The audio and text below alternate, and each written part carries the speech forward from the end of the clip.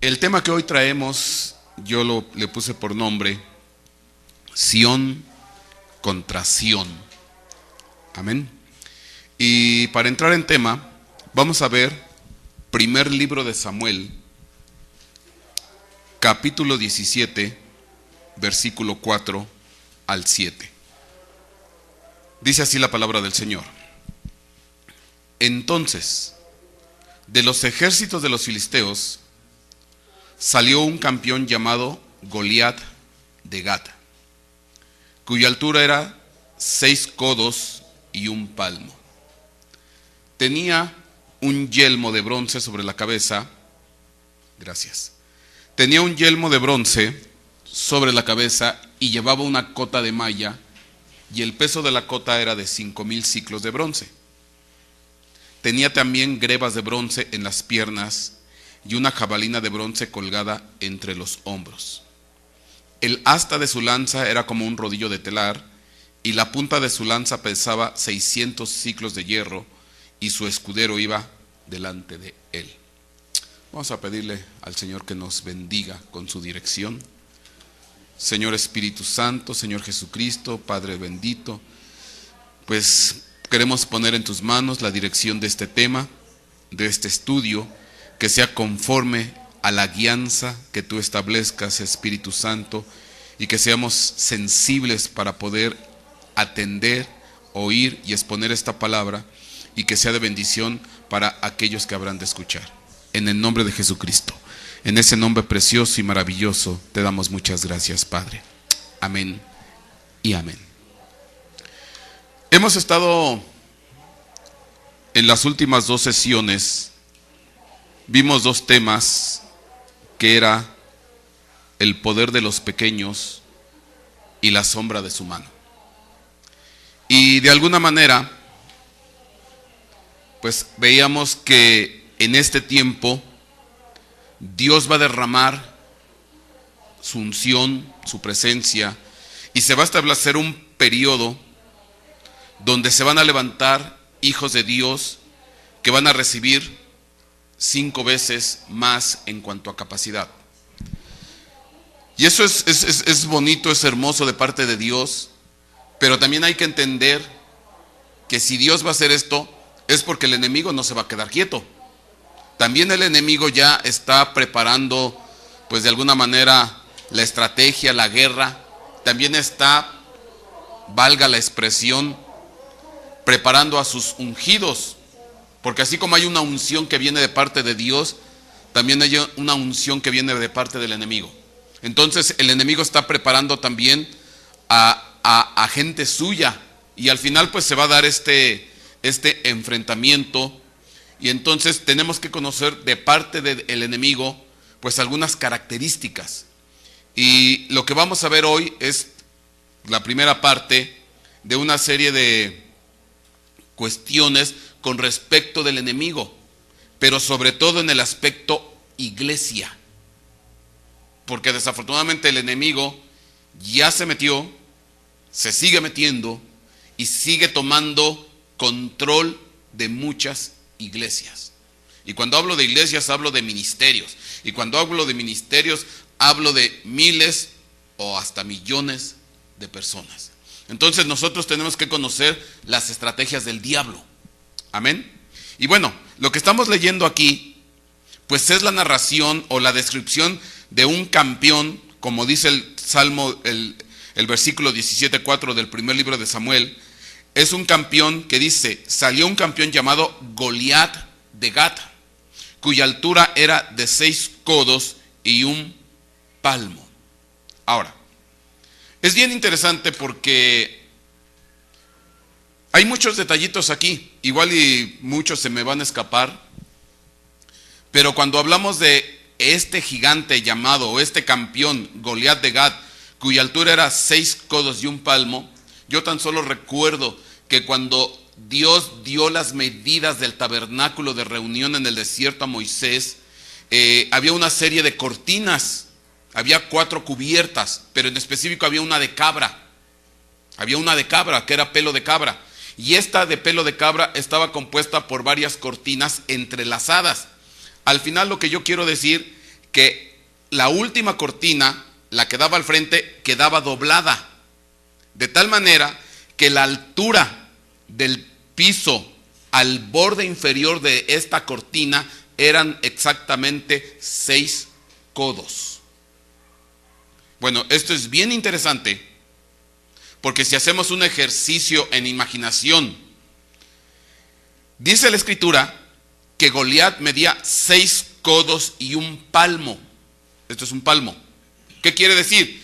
Que Goliat, en este ejercicio de imaginación, él no hubiera podido entrar directamente al tabernáculo. ¿Por qué?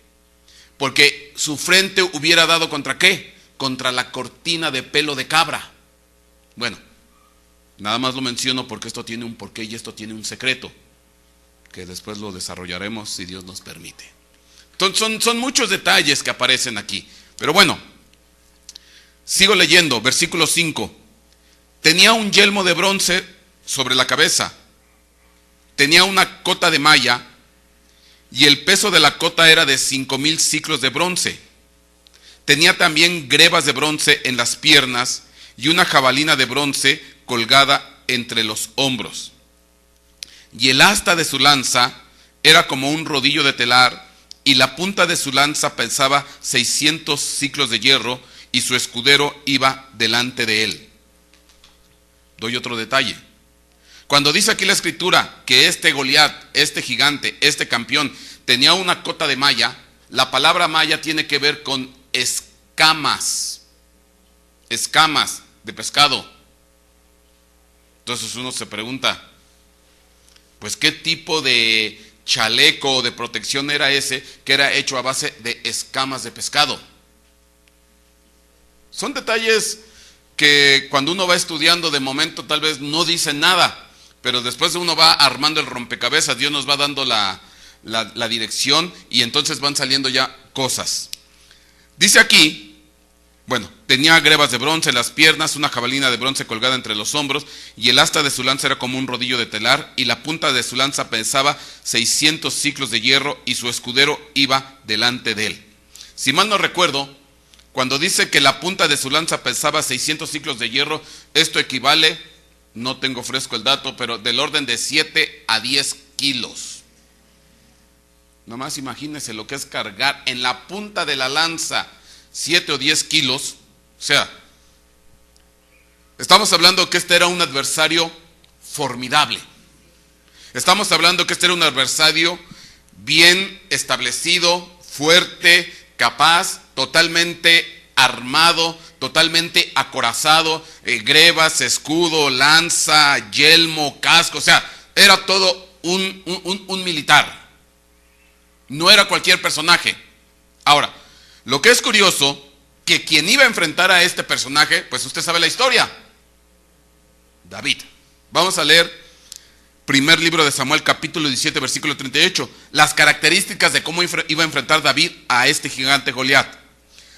Saúl vistió a David con sus ropas militares. Le puso un yelmo de bronce en la cabeza y lo cubrió con una armadura. David se ciñó la espada sobre sus ropas militares y trató de caminar, pues no se las había probado antes. Y entonces David dijo a Saúl: no puedo caminar con esto, pues no tengo experiencia con ellas. Y David se las quitó. Se quitó la ropa militar, se quitó la armadura que le daba Saúl.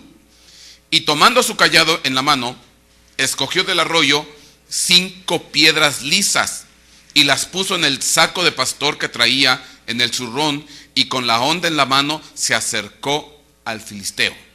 Ahora, pues es muy disímbolo, es muy desequilibrado aparentemente el encuentro de este gigante formidable, completamente con armadura, forrado, acorazado, contra David. Y resulta ser que David ni siquiera aceptó ponerse ¿qué? Armadura. Entonces era un cubierto contra un descubierto. Uno con armadura contra otro que no tenía armadura. Ahora, me llama la atención porque podemos empezar a dar muchas figuras espirituales. Aquí salen muchas. ¿no será que ya es tiempo de dejar de usar ciertas coberturas que nada más lejos de ayudarnos nos entorpecen y nos impiden avanzar y crecer y movernos conforme el Dios de la gloria nos pide? Porque hay ciertas coberturas, déjeme verlo de esta manera, hay ciertas coberturas, hay ciertos ministerios, hay ciertas corazas, armaduras, que lejos de ayudarnos, que lejos de servirnos hoy en día, ya nos están siendo ¿qué? Estorbo. Ya nos están haciendo freno y ya no se puede de alguna manera, porque el diablo, pues él sigue de alguna manera fuerte, él sigue capacitado, él sigue preparando a los suyos, pero llega un momento en que ciertas coberturas o ciertas armaduras a nosotros, pues llega un momento en que ¿sabes qué? Con esto ya no se puede, porque si seguimos así no voy a poder enfrentar a este gigante. O sea, me tengo que quitar esta armadura.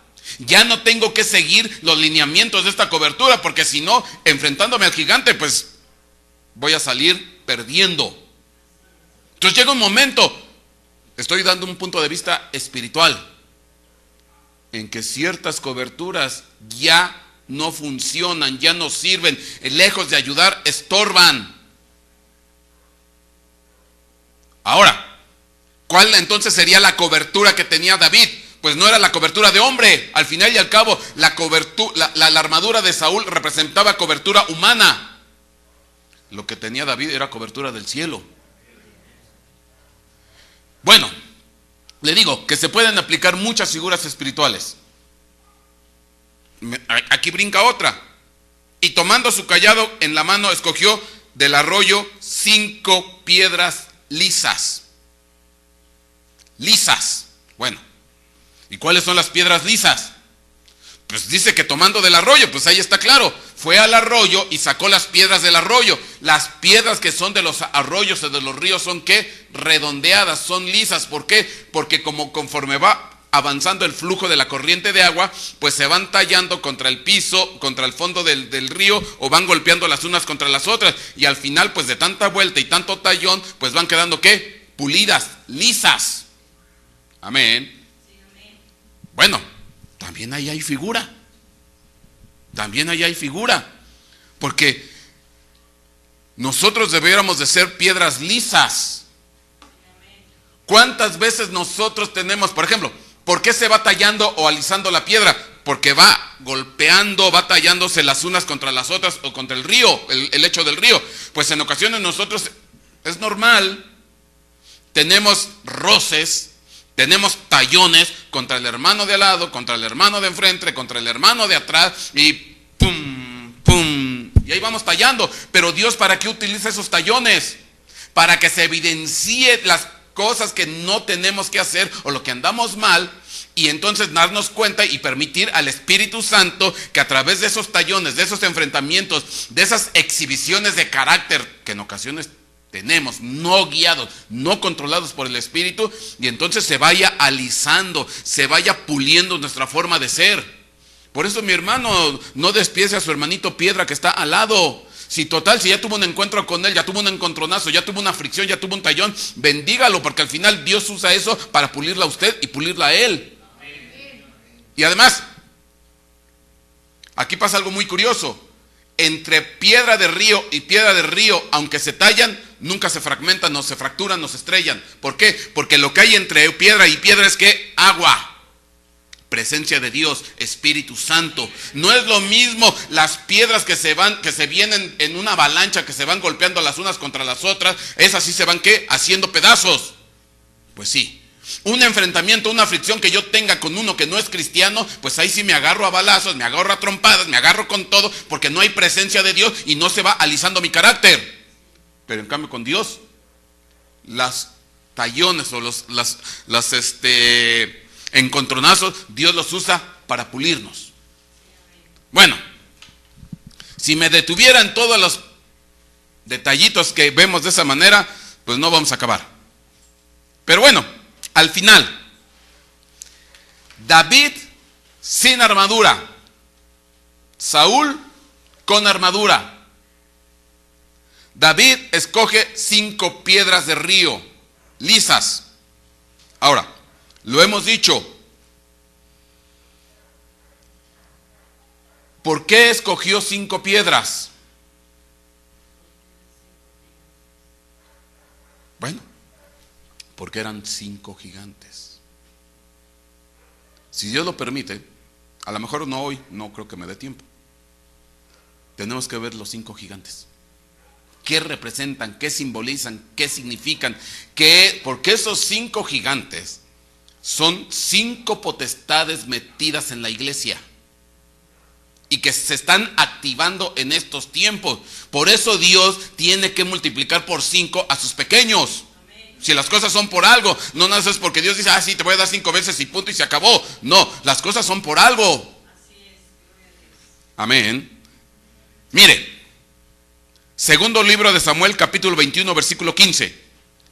Vamos a conocer los 5 gigantes. Y ahí están en esta porción de la escritura. Segundo libro de Samuel, capítulo 21, versículo 15. Hubo de nuevo guerra de los filisteos contra Israel. Descendió David con sus siervos, y mientras peleaban contra los filisteos, David se cansó. Entonces David ya estaba cansado. Y entonces Isbi-Benob, que era de los descendientes del gigante o de los gigantes, y cuya lanza pesaba 300 siclos de bronce, y que estaba ceñido con una espada nueva, trató de matar a David. Entonces, ¿quién es el que trata de matar a David aprovechando el cansancio de David? Un gigante que se llamaba ¿qué? Isbi-Benob. Si hasta eso, aparte de grandotes, abusivos, ya lo agarró ¿qué? Cansado. Si no son tontos, estos son traicioneros. Así se manejan los espíritus inmundos. Así se manejan las potestades. Así se manejan los enemigos de Dios. Ni siquiera son capaces de enfrentarse, en buena lid. Entonces dice aquí, pero Abisaí, hijo de Sarbia, vino en su ayuda e hirió al filisteo y lo mató. Y entonces los hombres de David le juraron diciendo, nunca más saldrás a la batalla con nosotros para que no apagues la lámpara de Israel. Sucedió después de esto que hubo otra vez guerra en Gob contra los filisteos. Y entonces Sibecai Usatita mató a Sab, que era de los descendientes del gigante. Entonces, aquí hay otro gigante, y se le llama ¿cómo? Saf. Versículo 19. De nuevo hubo guerra contra los filisteos en Gob, y el Hanán, hijo de Yare Orejim de Belén, mató a Goliat Geteo, y el asta de su lanza era como un rodillo de tejedor. Este Goliat Geteo no es el primer Goliat, porque a este lo mata ¿quién? El Hanán. Al otro lo mató ¿quién? David. Este es otro gigante que tiene la peculiaridad que también se llama ¿qué? Goliat. Entonces, otro gigante. Llevamos 3. Sigue el versículo 20. Y hubo guerra otra vez en Gat, donde había un hombre de gran estatura, que tenía 6 dedos en cada mano y 6 dedos en cada pie, 24 en total. Y él también descendía del gigante, o de los gigantes. Y cuando desafió a Israel, lo mató Jonatán, hijo de Simea, hermano de David. Versículo 22. Estos 4 descendían de los gigantes en Gad, y cayeron por mano de David y por mano de sus siervos. Entonces está claro. ¿Cuántos gigantes se mencionan aquí? 4. Más Goliat, el que enfrentó a David en el primer enfrentamiento, estamos hablando de 5 gigantes. Entonces, si nos vamos a la siguiente lámina, nada más para hacer un resumen. Entonces tenemos Isbi-Benob, tenemos a Saf, tenemos a Goliat Geteo, y tenemos a un personaje que no se da el nombre, aunque se dice que es descendiente de los gigantes, pero se dice que es un hombre, uno de gran estatura, que tenía la peculiaridad de tener ¿qué? 6 dedos en cada mano y 6 dedos en cada pie. Al final eran 24 dedos, 12 en las manos y 12 en los pies. Y también esto tiene simbolismo, esto también tiene significado, porque usted ha de saber que el número 12 es número de gobierno. Pero entonces el número 24 es número de gobierno, pero de gobierno celeste. Y si yo me voy a la carta de Judas, dice que hay gente que maldice aún a las autoridades de los cielos y a las autoridades de la tierra. Entonces son potestades que van en contra de ¿quién? De los de arriba y de los de abajo. Bueno, pero al final, ahora sí, el que comandaba o el capitán de todos estos, ¿quién era? Goliat. Bueno, vamos a empezar a ver detalles. Dice aquí, primer libro de Samuel, capítulo 17, versículo 1. Los filisteos reunieron sus ejércitos para la guerra y se concentraron en Soco, que pertenece a Judá, y acamparon entre Soco y Azeca en Efes Damim. Y Saúl y los hombres de Israel se reunieron y acamparon en el valle de Ela, y se pusieron en orden de batalla para enfrentarse a los filisteos. Y los filisteos estaban a un lado del monte, e Israel estaba al otro lado del monte, y entre ellos estaba el valle. Entonces, en un monte, el pueblo o el ejército de Israel. En el otro monte, el ejército de los filisteos. Y entre monte y monte había un ¿qué? Un valle. Pues obviamente que es obvio, perdón la expresión, obviamente es obvio. Perdone el pleonasmo. Es evidente que en el valle se iba a desatar ¿qué? La guerra. Entonces ya estaban los preparativos. Ya estaba de alguna manera el entramado, la escenografía. Y narra la escritura que este Goliat salía en la mañana y volvía a salir en la tarde a retar ¿a quién? Al ejército de Israel, y decía: mándenme ustedes un campeón y peleemos. Peleemos. Dice, si él me gana, ustedes ganan, y si yo gano, pues nosotros los vamos a avasallar. Y dice que estuvo haciendo esto 40 días, en la mañana y en la tarde, en la mañana y en la tarde. O sea que él tenía la necedad de que él a fuerza quería ¿qué? Enfrentar al campeón ¿de quién? Del pueblo de Israel. Ahora, lo curioso, que nadie se levantó del pueblo de Israel. Y entonces, ¿qué quiere decir? Que durante 40 días el pueblo de Israel estuvo atemorizado en el monte porque no había un campeón que enfrentara ¿a quién? A Goliat. Y entonces salía este Goliat, aventaba su hablada, su perorata en la mañana, no le hacían caso y volvía a salir en la tarde. ¿Esto qué quiere decir? Que ya el pueblo de Israel ya estaba vencido, ya estaba derrotado, ya estaba atemorizado, ya estaba muerto de miedo. Lo más fácil para Goliat, dice, pues estos no quieren aventar a su campeón. Entonces ya el pueblo ya estaba derrotado, ya estaba vencido. Y este estaba en su necesidad. Ah, no, pero yo quiero pelear con uno. Digo, pues ya lo más fácil, ya para qué le hacemos tanto al cuento. Avanzo con todo el ejército y los hacemos pedazos. Ah, pero no. Las cosas a mi modo y a mi manera. Y bueno, yo me imagino que del lado de los filisteos tampoco había quien le dijera, oye Goliat, pues ya mejor vamos a derrotarlos, ¿no? Ya vamos y los avasallamos. ¿Para qué quieres enfrentar?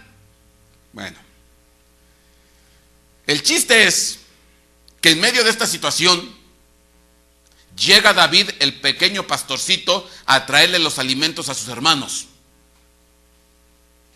por mandato de su padre. Dice, ve y dales de comer a tus hermanos que están ahí en el campo de batalla. Y entonces llega David a visitar a sus hermanos para darles de comer, y todavía se enoja el hermano mayor de David. ¿Y tú qué haces aquí? Órale, al redil, allá con las ovejas. Ahí sí muy valiente. Ahí sí muy... Ya había aguantado 40 días de humillación y de vergüenza de parte del gigante, pero con el hermanito chiquito sí se puso al brinco, ¿no? Y entonces fue cuando David se da cuenta y dice, bueno, ¿y quién es este? ¿Por qué permiten que los insulte? ¿Por qué permiten que los amenace? Y entonces fue cuando David decide, bueno, yo he peleado contra osos, yo he peleado contra leones, ¿por qué permiten que este gigante, tan fácil es matarlo? Yo agarro una piedra y si así mato a los osos y a los leones, échenmelo a mí. Total que se entera Saúl y Saúl le dice, va, ponte la armadura. Bueno, léalo con calma, usted léalo ahí en su casa, pero es parte de la historia. Pero esto tiene más de fondo. ¿Por qué? Porque tenemos que ver el origen de estos gigantes, porque esto nos va a decir mucho. Primer libro de Samuel, capítulo 17, versículo 4. Dice aquí: entonces, de los ejércitos de los filisteos salió un campeón llamado Goliat. ¿De dónde? De Gat. De Gat, cuya altura era 6 codos y un palmo. Ajá. Ahora, segundo libro de Samuel, capítulo 21, versículo 22. Con respecto de los otros 4 gigantes, estos 4 descendían de los gigantes en Gad y cayeron por mano de David y por mano de sus siervos. Entonces, al final, los 5 gigantes, tanto Goliat y sus 4, ¿de dónde eran? De Gad. Eran de Gad. Ahora, ¿qué significa Gad? Bueno, es una ciudad filistea que significa lagar. Lagar, o es el lugar donde se pisan ¿qué? Las uvas. Entonces, aquí tenemos otra figura.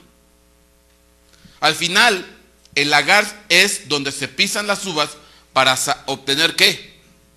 El vino.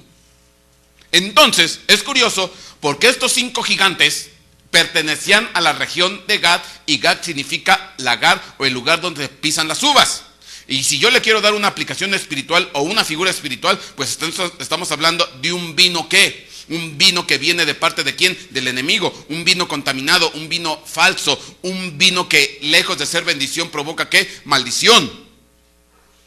Y bueno, y aquí nos tendríamos que meter con un montón de cosas, porque desafortunadamente la iglesia, mucha parte de la iglesia ya está bebiendo vino falso y contaminado. Y por eso hay cada exceso en la iglesia, hay cada exageración y cada cosa tan más, ya raya en la locura, ya raya en la barbaridad, las cosas que están sucediendo en muchas iglesias.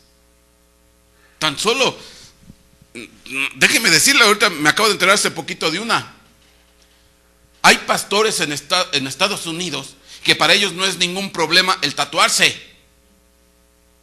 No es problema tatuarse. Es más, van y contratan a los tatuadores, los meten a la iglesia y dice: hoy es día especial, vino la persona perengana y les va a tatuar con una módica aportación económica, y todos pueden ser tatuados. Y no es problema. No hay problema, se puede.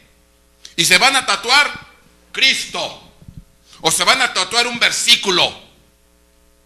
Bueno, ya por lo menos diría estos, Cristo. Hay otros que en el nombre de Cristo, de la iglesia, se están tatuando el 666. Así se lo digo. Se están tatuando el 666 porque dicen que no es malo.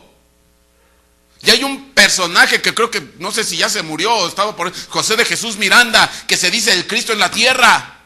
El problema no es que salgan estos personajes, el problema es que hay un montón de borregos, ahora sí, perdón, que lo siguen y se están tatuando ¿qué? 666. Yo digo, bueno, pues ¿qué vino están bebiendo que los tienen todos embriagados, todos intoxicados, todos locos, todos atarantados, todos manipulados? O sea, uno lo ve, pero ¿cómo puede ser? Bueno, no tiene ni el más mínimo de criterio, de sensibilidad, de cordura espiritual para dejarse engatusar de esta manera. Bueno, y eso es lo suavecito que les puedo hablar. Porque al rato van a decir que es muy normal acostarse con las hermanas, que no es problema. Pues sí. Ya es costumbre en muchas iglesias que haya muchos pastorcitos, hijos del pastor con las hermanas de la iglesia. Pastor, usted está exagerando. Nada. Entonces, ¿qué vino se está metiendo? ¿Qué vino ya se metió en la iglesia? Que los tiene todos ¿qué? Intoxicados.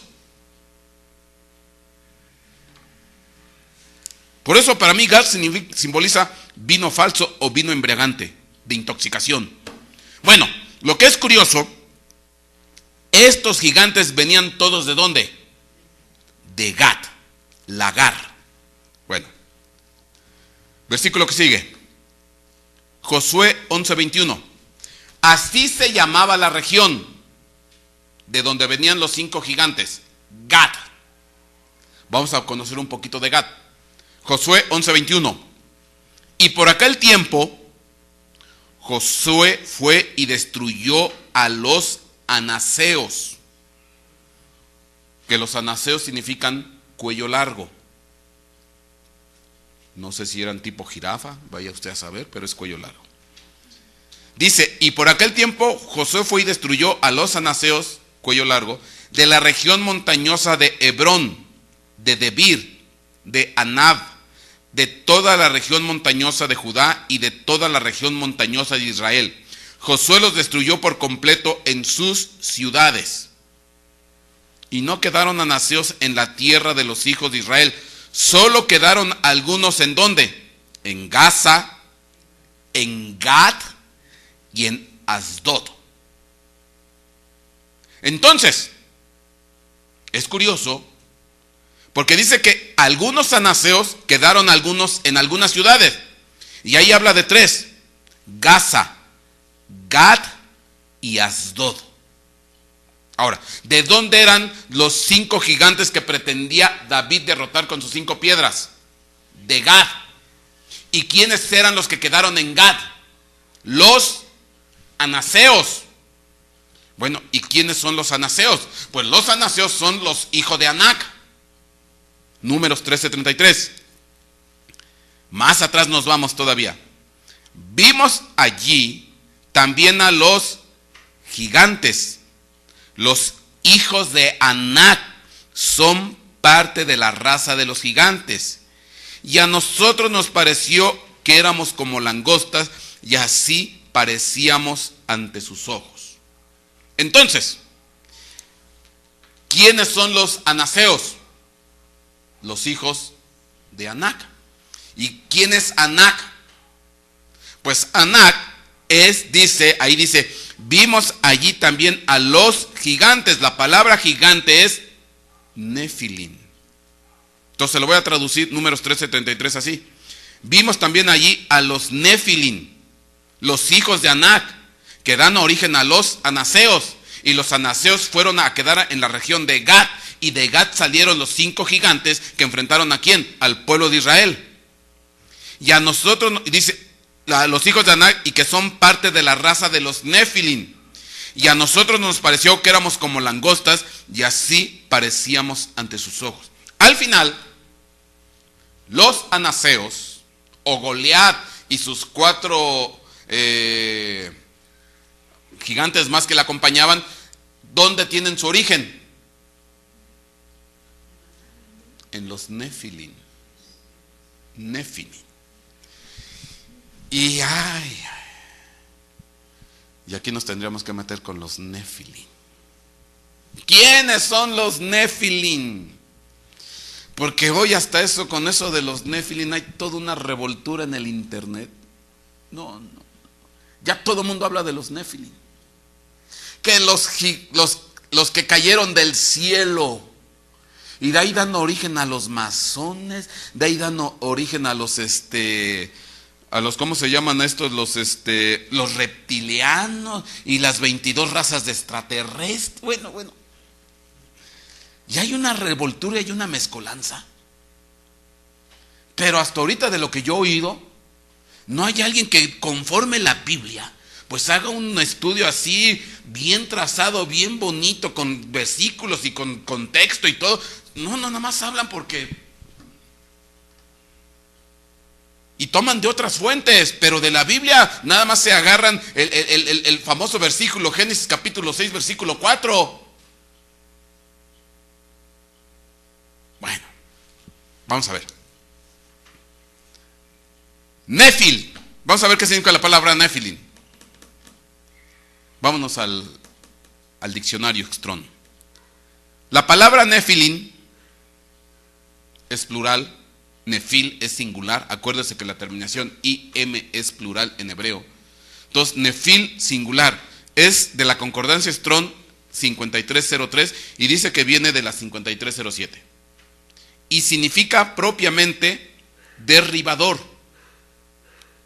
patán o tirano, gigante. Entonces, la mayoría traduce ¿qué? Gigante. Pero esa es la versión, esa es la traducción hasta el final. La traducción principal, ¿cuál sería? Derribador. Un patán, un tirano. Entonces, hay gente que puede ser Nefilim sin necesidad de tener ¿qué? Alta estatura. Porque patanes hay muchos. O sea, perdóname. No estoy haciendo alusión a nadie. Pero hay gente que puede ser Nefilim y no precisamente porque tenga ¿qué? Genética de gigante. ¿Me explico? Entonces, ¿cuántos Nefilims puede haber en la iglesia? ¿Cuántos patanes? ¿Cuántos tiranos? Por ejemplo, hay padres de familia tiranos que tienen a los hijos, pero así, a chicote, y pobres. Hay maestros tiranos, hay presidentes, dictadores tiranos. No es que precisamente sean genética de gigante. ¿Sí me explico? O sea, bueno, yo esto lo digo para que nos demos cuenta.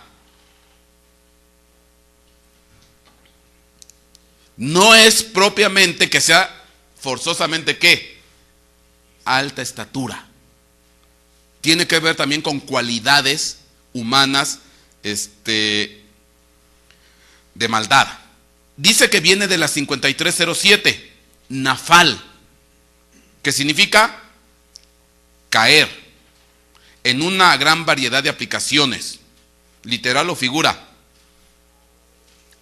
Abatir, aceptar, acometer, adherir, apartar, apoderarse, arrojar, atacar, bajar, caer, caída, decaer, derramar, derribar, humillar, matar, hacer morir. Bueno.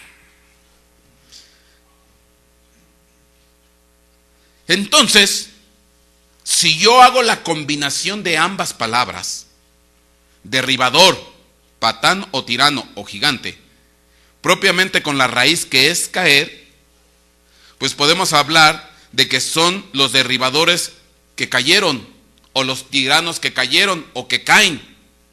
Porque yo he escuchado por ahí algunas traducciones, dicen los ángeles caídos.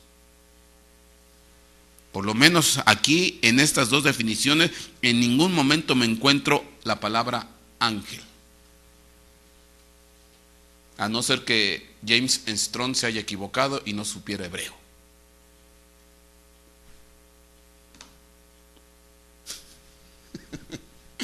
¿Sí se da cuenta? Porque una de las definiciones que corren por la red dice ángeles que cayeron, los ángeles caídos, los Nefilim. Y uno dice, pero ¿de dónde? Si eso no dice el diccionario.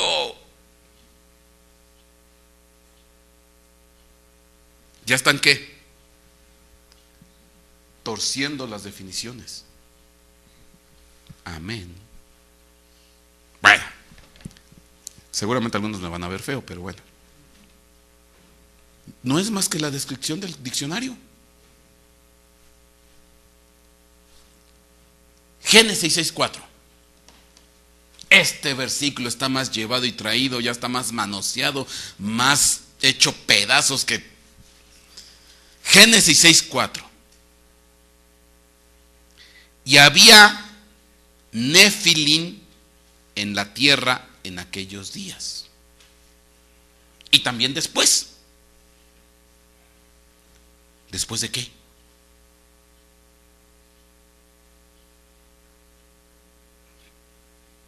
¿Se da cuenta? Que hasta la misma Biblia nos dice, y había Nefilim, gigantes, tiranos, derribadores, titanes.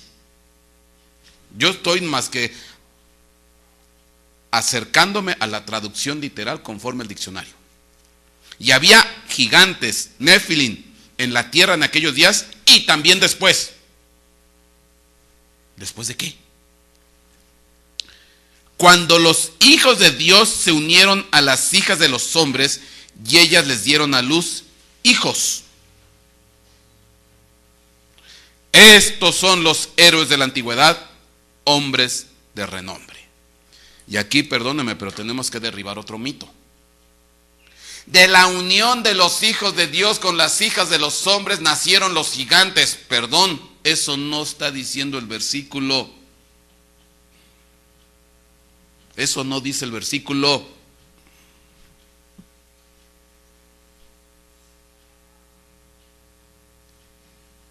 En primera, ¿por qué? Porque dice que ya estaban. Antes de que los ángeles se les antojara las hijas de los hombres. Está claro, ¿no? Ya había gigantes. Entonces, ¿quién dio a luz a esos gigantes? Entonces, no puede ser que los hijos de Dios con las hijas de los hombres dieron a luz raza de gigantes. Pero si ya había, ¿qué? Gigantes.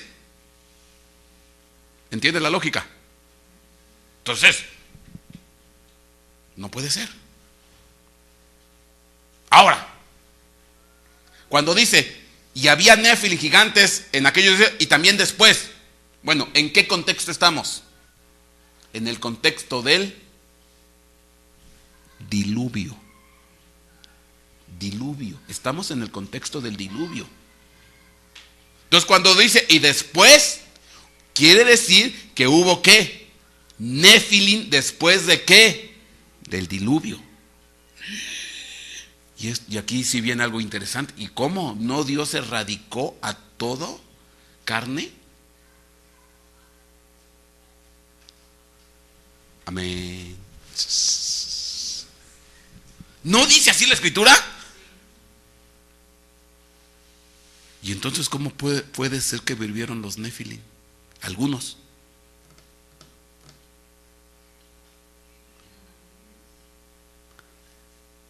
Vamos a ver. Dice la escritura que ¿qué fue lo que destruyó? Toda carne. Carne. Toda entidad física con piel, hueso y pedazo de pescuezo. Lo que no dice, obviamente, que había entidades espirituales que el diluvio les... ¿Qué? Pues que venga diluvio. Al cabo yo soy entidad espiritual, pues a mí el diluvio pues no me hace nada. ¿Por qué? Porque soy ¿qué? Espiritual, espíritu. Lo que no erradicó fue ¿qué? Espíritus. A ver, pastor, ya está poniendo usted pesado. Es que es específica la Biblia. Dice que erradicó toda carne. Y yo me pregunto, ¿y qué no había espíritus inmundos en ese tiempo? ¿No había potestades? ¿Y qué pasó con ellas? Yo te voy a comprobar que muchos de los Nefilim eran entidades espirituales, con la Biblia en mano.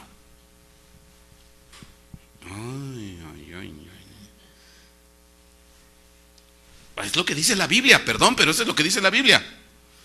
Mira. Y aparte, vamos a desmitificar otra cosa. ¿Quién eran los héroes de la antigüedad? Varones de renombre. Porque dice, voy a leer, y había gigantes en la tierra en aquellos días y también después cuando los hijos de Dios se unieron a las hijas de los hombres y ellas les dieron a luz hijos. Punto y aparte. Estos son los héroes de la antigüedad, hombres o varones de renombre. Estos, ¿cuáles estos? Tienes tres opciones. Primera opción, los Ben Elohim, hijos de Dios. La palabra hijo Ben Dios Elohim, son los Ben Elohim, los hijos de Dios. Segunda opción, las hijas de la tierra, las hijas de los hombres. Y tercera opción, gigantes. Son los tres personajes que se manejan aquí, las tres razas. Entonces cuando dice, estos son los héroes de la antigüedad, varones de renombre, ¿a quién hace referencia? ¿A los hijos de Dios, a los gigantes o a los hijas de los hombres? Bueno, obviamente que la tercera, la de hijas de los hombres, pues ya, esa tache ya. Entonces ya, te quité el 33%. Tienes dos opciones. Ya nomás tienes dos opciones. Porque también dicen, bueno, ahorita. Están los Ben Elohim, hijos de Dios, ¿y quiénes más están? Los gigantes o los Nefilim. ¿Quiénes son los héroes de la antigüedad?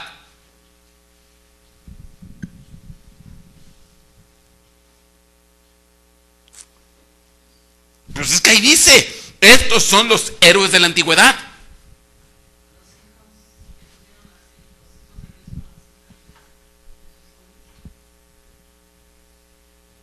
¿Los gigantes?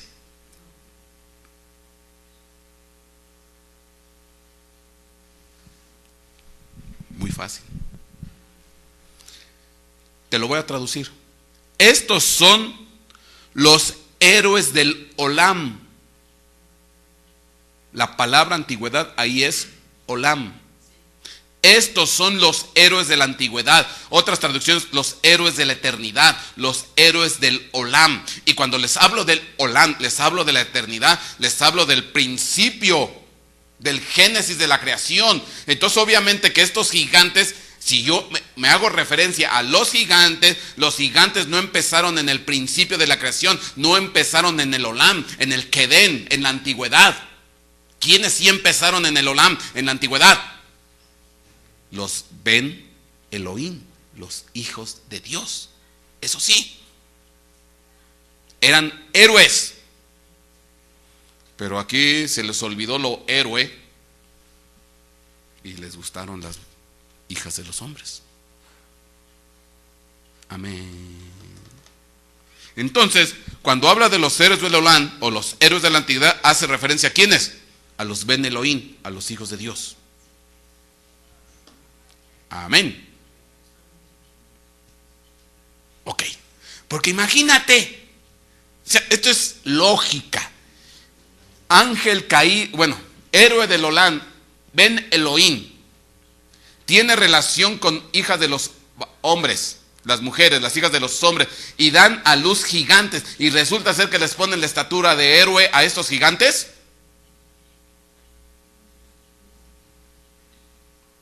No checa. Bueno,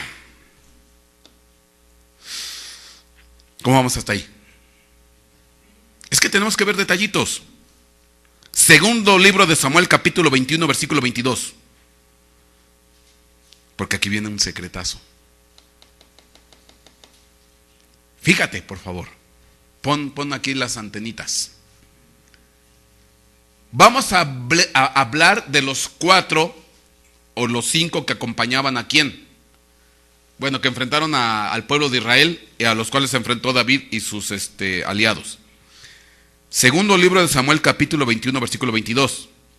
Estos 4 descendían del gigante o de los gigantes en Gad y cayeron por mano de David y por mano de sus siervos.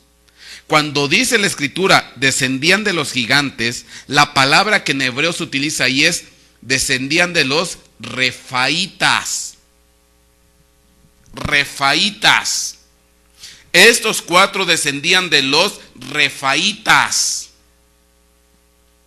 Ahí no ponen Nefilim.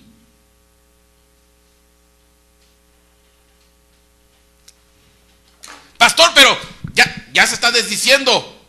Usted dijo, bueno, primero, yo no dije nada. La Biblia dice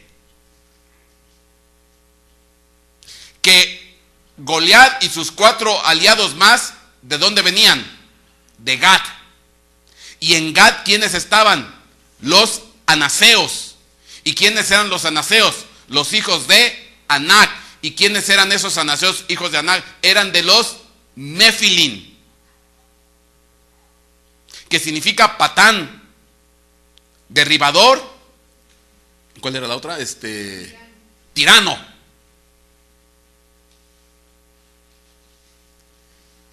Y es curioso porque parece ser entonces que en Gad confluyen dos razas, aparentemente. ¿Cuáles? ¿Cuáles dos razas? Nefilim y Refaitas.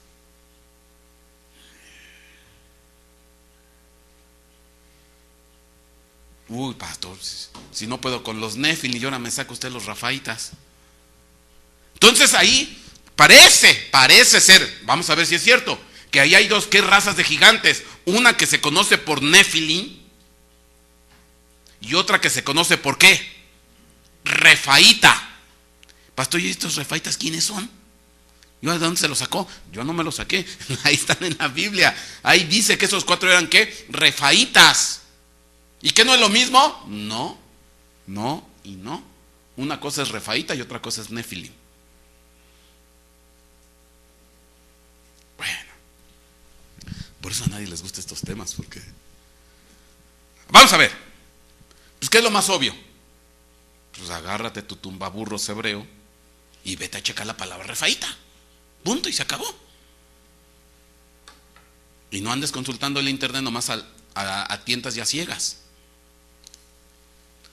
7498, Rafa, es la palabra que se traduce ¿qué? Dice que viene de las 7497 y se traduce ¿qué? Gigante. Gigante. Bueno, esto está bien aplicada la atracción. Estos son de los gigantes, nada más que son ¿qué? Obviamente que al español nos quedamos cortos en cuanto al entendimiento, porque al español la palabra gigante viene de dos vocablos, por lo menos estamos viendo. Uno viene de Nefilim y otro viene de Refaíta. Entonces, pero nosotros ¿cómo nos quedamos? ¿Con la palabra qué? Gigante. Pero en el vocablo hebreo son dos cosas distintas. Unos son Nefilim y otros son gigantes. Digo, unos son Nefilim y otros son Refaitas. Nada más que como al español traducen gigante, ya nos quedamos cortos en el entendimiento. Bueno, dice ahí 7498 de lo mismo de lo que es 7497, que es gigante, Rafa. Bueno, me voy a la 7497. Viene de 7495 en el sentido de vigorizar. Gigante, Refaín, Refaíta. Entonces estos eran Refaitas, eran gigantes y estaban ¿qué? Vigorosos, fuertes. Bueno, seguimos dentro del mismo contexto. ¿Estamos de acuerdo? Pero ahí dice que de la 7497, ¿a cuál te vas? A 7495. Bueno, vamos a ver. Rafa. Y todas son Rafa y Rafa. Dice propiamente remendar con puntadas, coser, figura de curar. Entonces, cuando tenían heridas, pues agarraban una aguja, hilo, y ¿qué hacían? Pues remendaban a los que tenían que remendar. Arreglar, cuidar, curación, curar, médico, restaurador, sanador, sanar, sanear, sanidad, sano. Por ahí hay una frase que se utiliza mucho en muchas iglesias: Jehová Rafa, Jehová mi sanador. Y está bien aplicado, porque la palabra Rafa significa ¿qué? Remendar con puntadas, es coser. Cuando se aplica una ¿qué? Curación. Pero lo que es curioso, que esta palabra da origen ¿a quién? A la palabra gigante. ¿Eran gigantes doctores? ¿Gigantes enfermeros? ¿En lugar de andar en caballos andaban en ambulancia? ¿Sí te das cuenta? ¿Por qué el vocablo sanidad, curar, da origen a la palabra gigante? ¿No se te hace curioso? Y contra esto se enfrentó ¿quién? David. Y dice que estos venían ¿de dónde? Los gigantes que venían de Gad. O sea, los refaítas que venían de Gad. Y yo te acabo de comprobar que en Gad anteriormente quedaron descendientes o sobrevivientes de ¿quiénes? De Nefilim.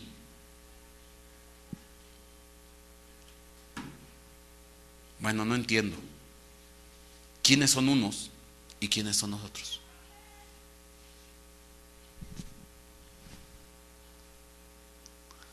Se valen aportaciones. Mira. Fíjate. Abajito de todas estas definiciones te pongo las 74-96. Rafa, la misma, que viene de la 74-95, que es la de ¿qué? Curar y remendar. Pero ve lo que dice esta. De 74-95, propiamente laxo, es decir, o figura de fantasma, como muerto, fantasma. Ya se complicó el asunto. Gigantes muertos, gigantes fantasmas, gigantes remendados o cocidos.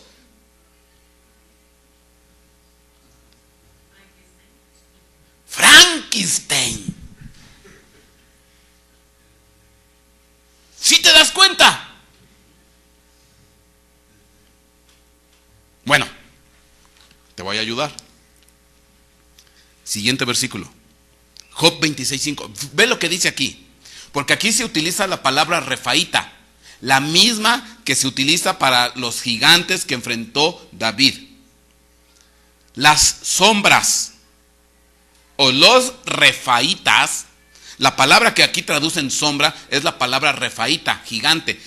Tiemblan, las sombras o los refaítas tiemblan bajo las aguas y sus habitantes. Otras versiones dice, los fantasmas tiemblan bajo las aguas y sus habitantes. Los espíritus de los muertos tiemblan bajo las aguas y sus habitantes, dependiendo de la versión que leas. Hay otras versiones que dice, los espíritus espectrales tiemblan bajo las aguas y sus habitantes.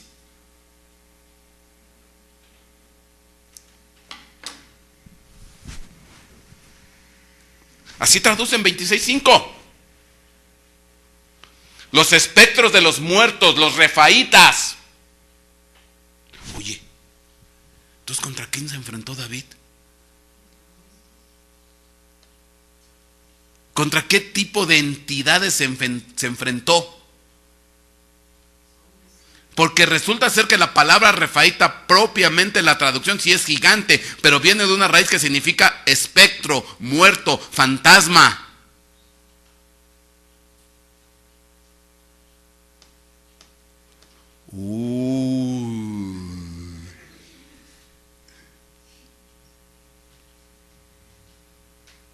Oye, ¿no será? Déjame pensar en voz alta. Que tomaron cadáveres y fueron poseídos por espíritus de muertos. ¡Está loco! No. Si hoy en la iglesia hay un montón de cristianos poseídos, endemoniados.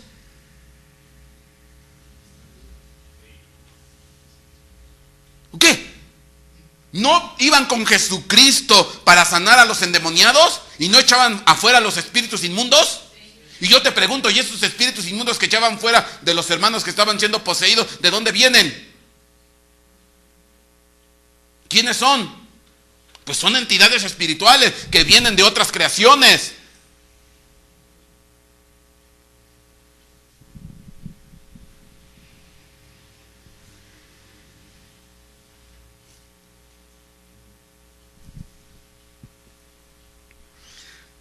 Los refaítas, las sombras espectrales, los espíritus de los muertos, tiemblan bajo las aguas y sus habitantes. Desnudo está el Seol ante él y el Abadón no tiene cobertura. Entonces, ¿dónde andan normalmente estas entidades espirituales? En el Abadón, en el Seol.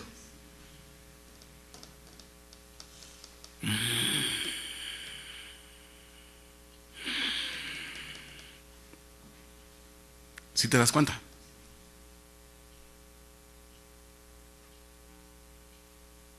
Es bien curioso esto.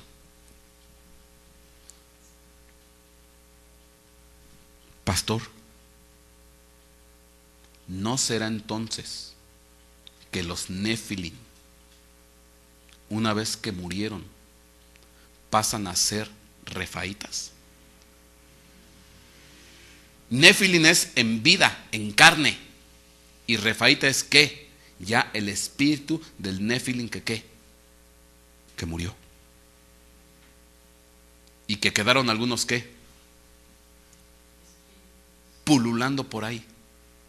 Y entonces cuando dice la escritura, y había en ese tiempo gigantes, antes y también ¿qué? Después. ¿Y después cómo quedaron? ¿En calidad de qué? De espíritus espectrales.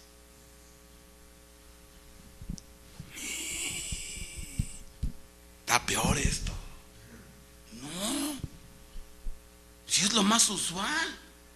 ¿Qué es lo que andan buscando los demonios? Cuerpo. ¿Qué es lo que andan buscando esas entidades espirituales? ¿Dónde albergarse? ¿No dice la escritura que andan buscando casa? Y que una vez que los echas fuera, pues dice, si no cuidas bien la casa, si no pones bien llave, vienen con otros 7 más poderosos y más fuertes. ¿No andan buscando casa? ¿Qué es lo que quieren estos espíritus? Casa.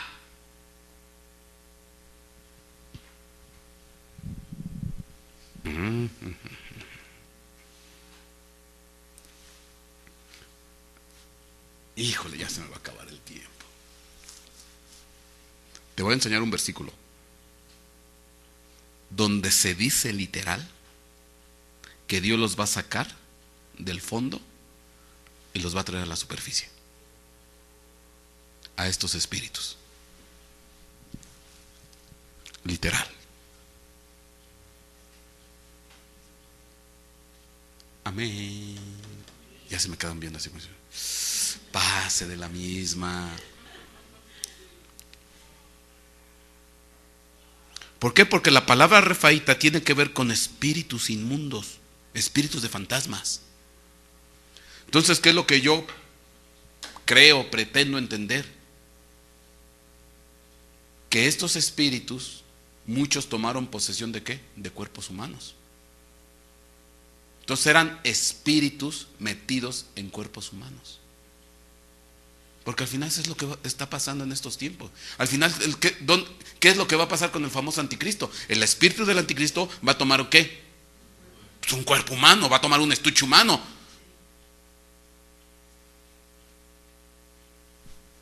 ¿Por qué crees? ¿Y dónde están estos? Dice que tiemblan bajo las aguas. Entonces, ¿dónde están? En el fondo del mar. Y no dice la escritura en el libro de Apocalipsis, y vi una gran bestia que subía ¿de dónde? Del mar. Así dice, y vi una gran bestia que subía ¿de dónde? Del mar. Es una potestad que viene ¿de dónde? Del Seol, viene del Abadón y que sale. Bueno. Vamos a ver si esto es cierto. Deuteronomio 3:8. Así tomamos entonces la tierra de mano de los 2 reyes de los amorreos que estaban del otro lado del Jordán, desde el valle del Arnón hasta el monte Hermón. Aquí está narrando, está haciendo una resemblanza, una reseña histórica Moisés ante el pueblo de Israel, y está haciendo un recordatorio de los distintos lugares por los cuales fue pasando. Y dentro de eso dice: así tomamos entonces la tierra de mano de los 2 reyes de los amorreos que estaban al otro lado del Jordán, desde el valle de Arnón hasta el monte Hermón. Los sidonios llaman a Hermón Sirión y los amorreos lo llaman Senir. Es curioso, este monte Hermón tiene Depende quién es la cultura, lo llaman con distinto nombre, Sirión, Senir, etc. Versículo 10. Todas las ciudades de la meseta, todo Galad y todo Basán, hasta Salca y Edrei, ciudades del reino de Og, rey de Basán. Y aquí se menciona un personaje muy famoso, Og, rey de Basán. Porque solo Og, rey de Basán, que curiosamente Og significa cuello largo, Og significa cuello largo, que simbolizaban anaseos, cuellos largos. ¿Y quiénes eran anaseos según la Biblia? Nefilim. Los anaseos eran Nefilim, gigantes, y significan cuello largo. Y fueron a quedar en Gad, y en Gad salieron los 5 gigantes que enfrentaron al pueblo de Israel. Pues resulta ser que este Og, cuello largo, rey de Basán, dice, solo Og, rey de Basán, quedaba de los refaítas. Nada más que al español traducen gigante. Pero resulta ser que Og, rey de Basán, y Og significa cuello largo, lo mismo que anaseo, dice que daba de los refaítas, que daba de los espíritus espectrales, de los fantasmas, de los muertos, según la traducción refaíta. Estos sí están ligados. Sí están ligados. Entonces todo apunta a que quienes eran Nefilim. En carne eran Nefilim. Ya en condición degradada, en espíritu inmundo, se volvieron ¿qué? Refaítas. Y entonces por eso ahora yo puedo entender cuando dice, y había Nefilim en aquellos días, ¿y qué? También después. Pero ya en otra condición, como espíritu. Y no tenemos lucha contra carne y sangre, sino principados, potestades. O sea, contra seres ¿qué? Espirituales. Su cama era una cama de hierro, y está en Rabá de los hijos de Amón. Tenía 9 codos de largo y 4 codos de ancho, según el codo de un hombre. Aproximadamente tenía de largo 4 metros. Hay algunas traducciones, por ahí me encontré una traducción, que en lugar de poner cama ponen ataúd. En lugar de poner cama ponen ataúd o sarcófago. Oye, entonces, ¿quién era este Og, rey de Basán? Pues un refaíta. Combinación de Drácula con el hombre lobo, Frankenstein y cuello largo y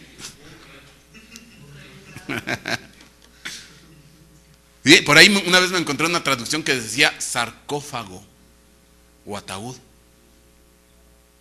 Tú dices, oh. Entonces estos eran entidades. Entonces estas eran entidades, ¿cómo se dice? Más espirituales que carnales. O eran seres vivos o humanos poseídos por ¿quién? Por esos espíritus inmundos de gigantes de razas antiguas. Amén. ¿No dice el libro de Apocalipsis que al final de los tiempos van a salir 3 espíritus de rana y se van a meter y a contaminar a todos los dirigentes de la tierra? Bueno. Nota por favor algo. ¿De dónde era Og? ¿Era rey de dónde? Basán. Vamos a ver qué hay en Basán. Vamos a ver qué hay en Basán. Y vas a ver cómo si eran entidades espirituales. Miqueas 7:14. Apacienta tu pueblo con tu cayado, el rebaño de tu heredad que mora solo en la montaña, en campo fértil. Busque pasto en Basán y Galad como en el tiempo pasado. Son algunos versículos que tienen que ver con Basán.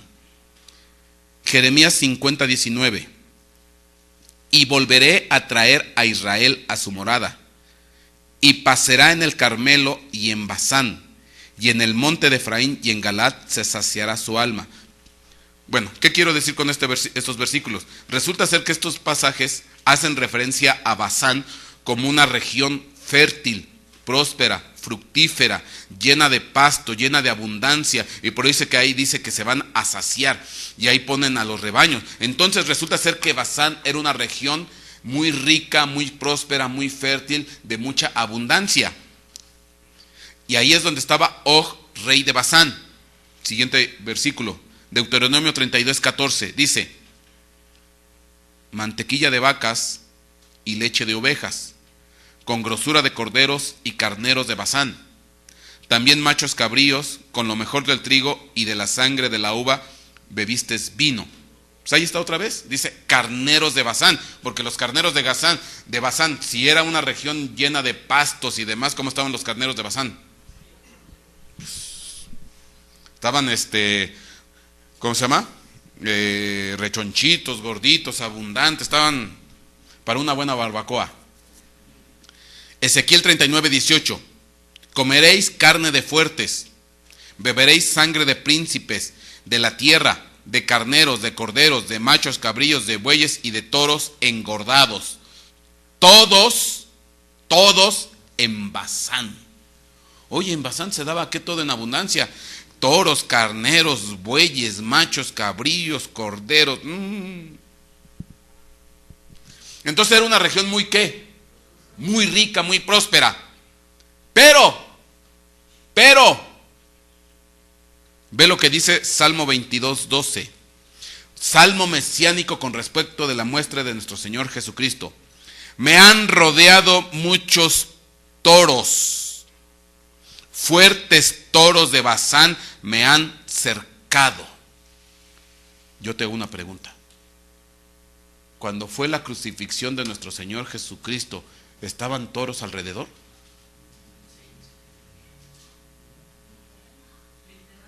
Físicos no, literales no. Entonces, ¿qué es lo que estaba? ¿Por qué dice la Escritura?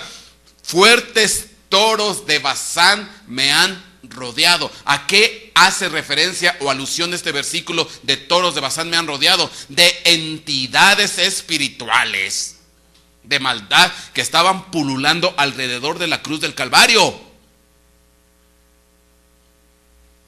Porque de Basán era también, ¿quién gobernaba en Basán? Un espectro llamado Og, que significa cuello largo, refaíta. Lo mismo que simboliza anaseos, hijos de Anac, Nefilim. Entonces, está claro, apunta a que Nefilim es la condición en carne y refaíta es la condición en ¿qué? En espíritu inmundo.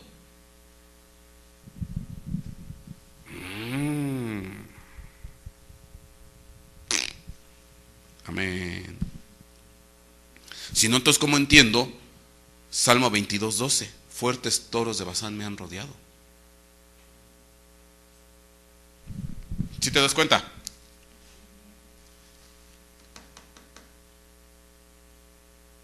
Josué 12:4. Y los términos de Og, rey de Basán, que había quedado de los Rafaitas, aquí se traduce, bueno, aquí lo escriben Rafeos, pero es Refaíta. Y los términos de Og, rey de Basán, que había quedado de los espectros o fantasmales, el cual habitaba en Astarot y en Edrei, y señoreaban en el monte Hermón, en Salca y en todo Basán. Entonces, ¿dónde señoreaba Og, rey de Basán? Refaíta. En el monte Hermón, en Salca y en todo Basán, hasta los términos o las fronteras de Jesuri y de Machati y la mitad de Galat, término de Seón, rey de Esbón. Y entonces, checa por favor el asunto. Ahí se menciona la región de Basán, pero en la región de Basán hay un monte. ¿Cuál monte es? Hermón. La región es esa región rica, próspera, fértil, pero también es una región rica, próspera, fértil, ¿en qué? En potestades y en espíritus inmundos. Porque ahí estaban ¿qué? Los refaítas. Entonces era una región llena de ¿qué? De entidades espirituales. Ok. Siguiente imagen. Primer libro de Crónicas, capítulo 5, versículo 23. Los hijos de la media tribu de Manasés, que eran numerosos, habitaron en la tierra desde Basán hasta Baal Hermón, es decir, el monte Hermón.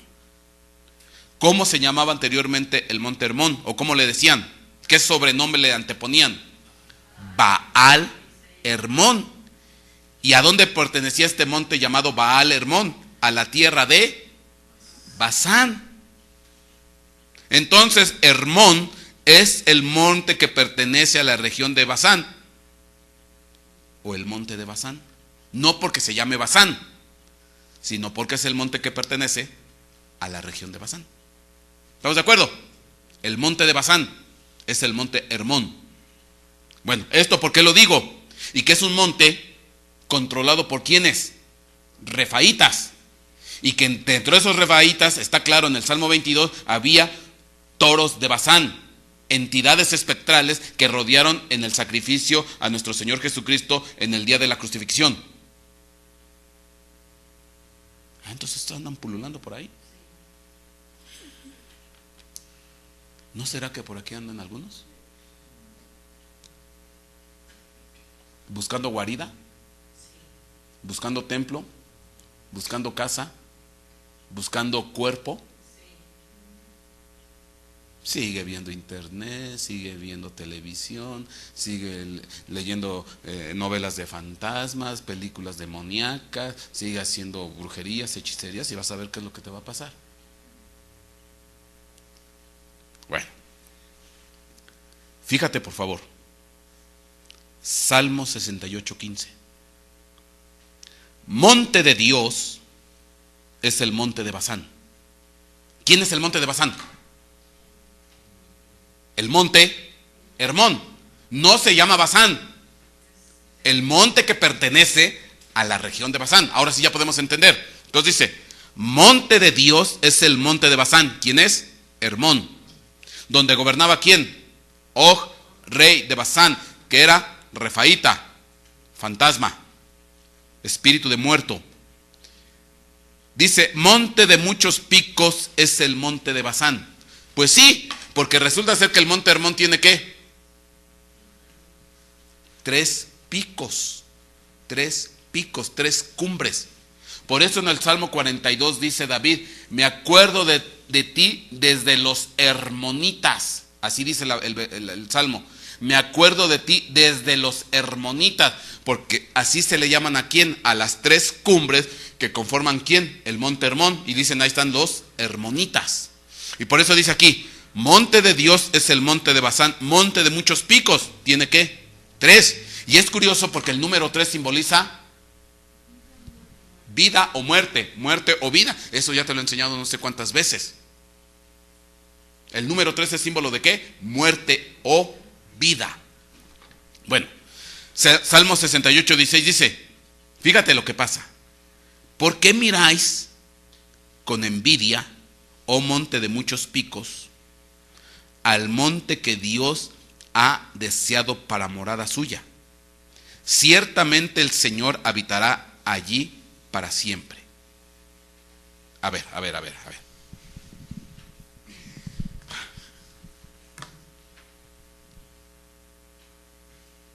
Salmo 68:15 dice, monte de Dios es el monte de Basán. ¿Quién es el monte de Basán? El monte Hermón, que tiene muchos picos, 3 picos, que se le llaman los hermonitas según Salmo 42. Pero dice que ese monte en realidad ¿a quién pertenece? A Dios. Pero resulta ser que ese monte de Basán o monte Hermón, ¿cómo se le llamaba o cómo se le conocía? Como Baal Hermón. ¿Y quién señoreaba en ese monte? Og, rey de Basán, que era un refaíta, un espíritu espectral.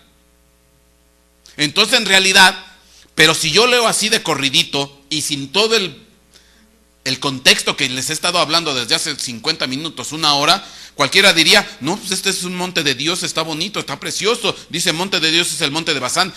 Y mira lo que dice el versículo 16. ¿Por qué miráis con envidia, oh monte de muchos picos, al monte que Dios ha deseado para morada suya? ¿Cuál es el monte que Dios quiere habitar? ¿El monte de Basán?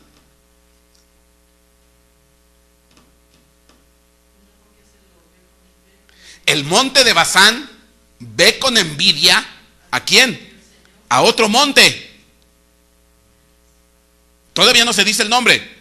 ¿Por qué miráis con envidia, oh monte de muchos picos, oh monte de Basán, oh monte Hermón, oh monte Baal Hermón, oh monte controlado por Og, rey de Basán, oh monte donde está pululando un montón de refaitas, espíritus espectrales de fantasmas? ¿Por qué miras con envidia, con hostilidad, al monte que Dios ha deseado para morada suya?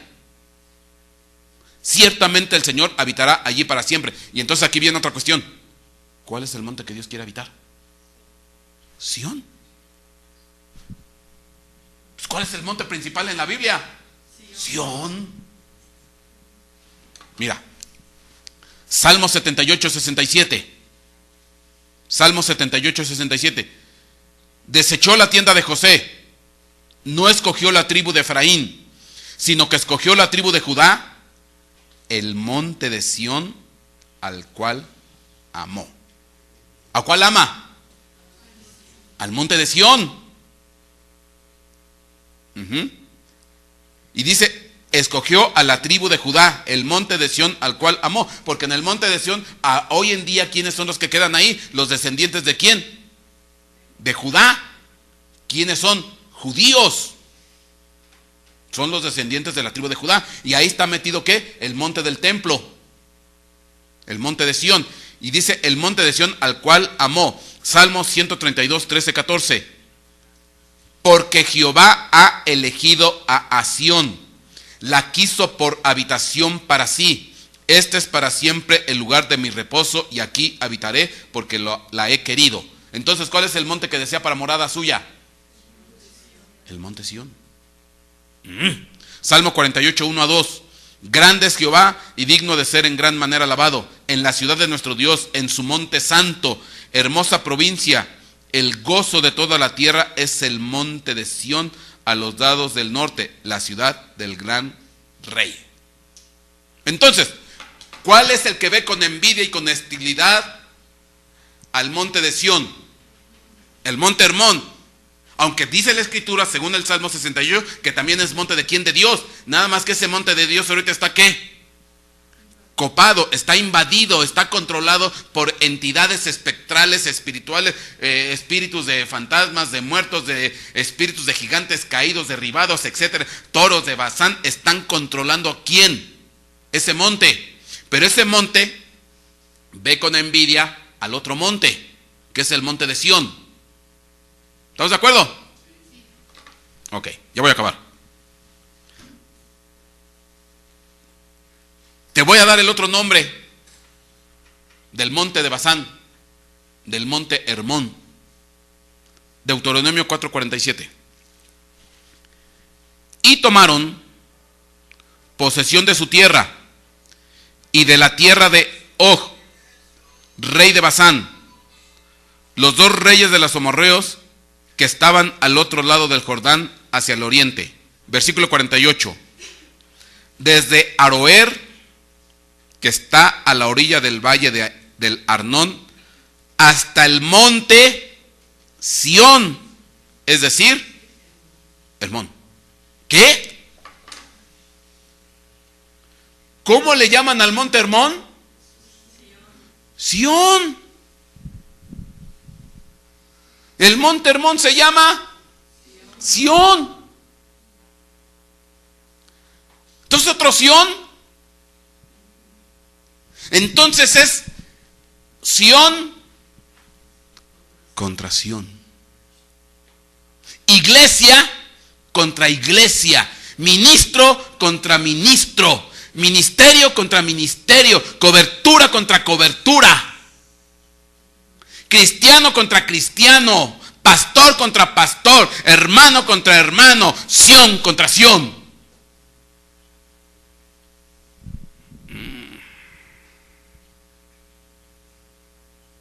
Qué bárbaro.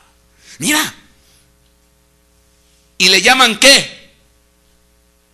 Hermón también se llama Sión.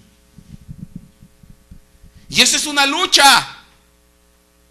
Esa es una batalla que se ha establecido desde siempre. Hay un monte Hermón, monte de Basán, que está rodeado de entidades espectrales llamadas Refaitas, que son los espíritus de los Néfilis que cayeron, que sobrevivieron el diluvio, pero lo sobrevivieron en forma de ¿qué? De espíritu inmundo, espíritu caído. Lograron sobrevivir bajo alguna situación. Y entonces coparon sectores, se fueron a la región de Basán, y ahí levantaron a Og, rey de Basán, y de ahí salieron también ¿quiénes? Los gigantes que enfrentaron ¿a quién? A David. Entonces quiere decir que nosotros tenemos lucha contra entidades espirituales. No es contra la carne y la sangre. Oiga, pastor, ¿y si se llama Sión? ¿Cómo me voy a dar cuenta quién es Sión y quién es Sión? ¿Quién es uno y quién es otro? ¿Cómo me voy a percatar yo? ¿Qué tal si aquí estamos en el Sión envidioso, que está viendo con hostilidad y con envidia al Sión, al otro, al monte que Dios desea para su morada?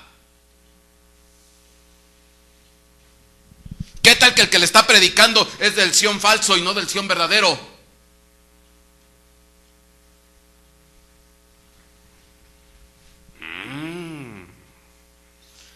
Ya me están viendo feo. ¡Quémenlo! ¡A la hoguera! ¡A la hoguera! Oye, es que esto es bien delicado. Esto es bien delicado. Tenemos dos Sión en estos días y tenemos que saber en qué Sión estamos parados. Porque hay un Sión que Dios desea para morada suya, pero hay otro Sión que está copado, que está, ¿cómo se llama? Invadido, conquistado. Aunque ambos son de Dios, pero uno está invadido y conquistado. Yo me pregunto, ¿qué espíritus se están moviendo hoy en la iglesia? ¿Qué espíritu te viene a bendecir a la iglesia? ¿Ángeles caídos o ángeles de Dios?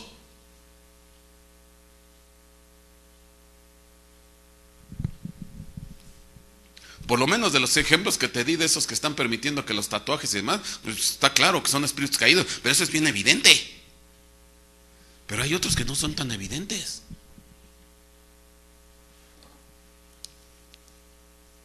Mira, por favor. Aunque se pronuncian Sión, no significan lo mismo.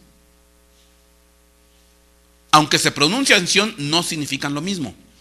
Deuteronomio 4:48, en esta tablita.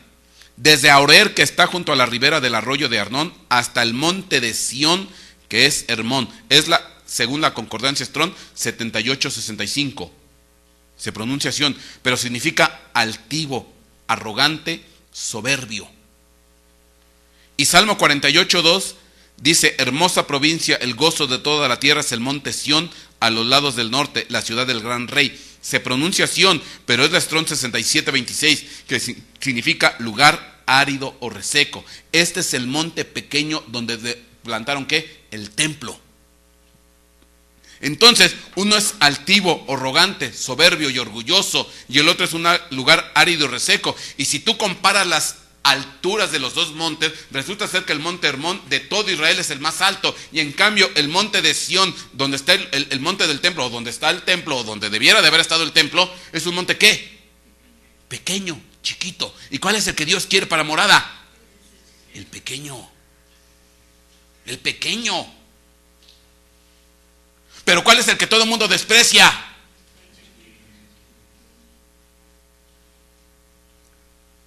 No, mi hermano, es que es triste, es tremendo.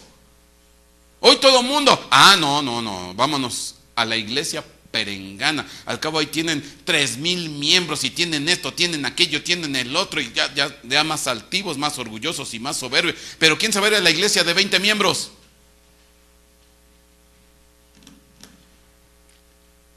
¿Quién? Nadie. Vámonos a la brillosa, a la grande, a la fastuosa, a la majestuosa, a la que tiene capacidad económica. Si supieran que en estos tiempos, donde va a bajar la revelación, donde va a bajar la unción, donde va a bajar la presencia, va a ser con más fuerza en estas iglesias pequeñas. No quiero decir que en las grandes no. En las grandes bajaron y por eso creció. En las grandes bajó la presencia y por eso crecieron. Pero ya crecieron y ahora se volvieron ¿qué? Orgullosas, soberbias y arrogantes.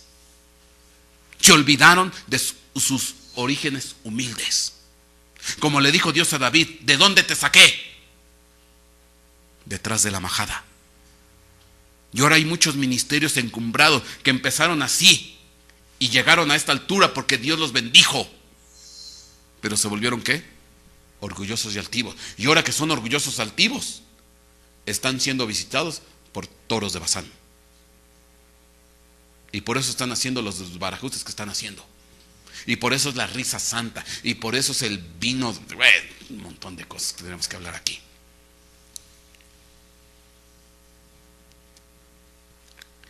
Isaías 2:11 al 15.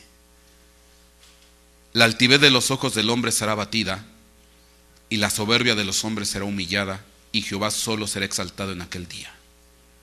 Porque día de Jehová de los ejércitos vendrá sobre todo soberbio y altivo, sobre todo enaltecido y será abatido, sobre todos los cedros del Líbano altos y erguidos, y sobre todas las encinas de Bazán, sobre todos los montes altos y sobre todos los collados elevados, sobre toda torre alta y sobre todo muro fuerte.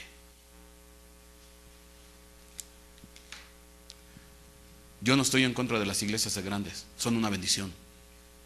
Si es que tienen el espíritu humilde, sencillo, si no han olvidado su origen. Pero si ya sienten que la Virgen les habla, pues sí, definitivamente les está hablando. Pues está caída que ya los tiene controlados. Y desafortunadamente hay muchas así. Entidades demoníacas metidas en el control, manejo y manipulación de la iglesia. Toros de Bazán. Amén y amén. ¿Y cómo me voy a dar cuenta para saber en qué Sion estoy? Porque a lo mejor mi iglesia puede ser chiquita, pero mi iglesia puede ser perteneciente a un ministerio grande, a una cobertura grande. ¿Qué tal si soy parte de una cobertura ya controlada por espectros? ¿Cómo me doy cuenta?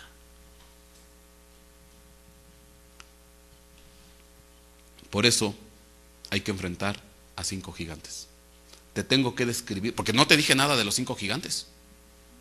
Te voy a describir qué significan los 5 gigantes, para que te des cuenta de la condición de la iglesia. Dios te guarde, Dios te bendiga. Nos vemos la próxima semana.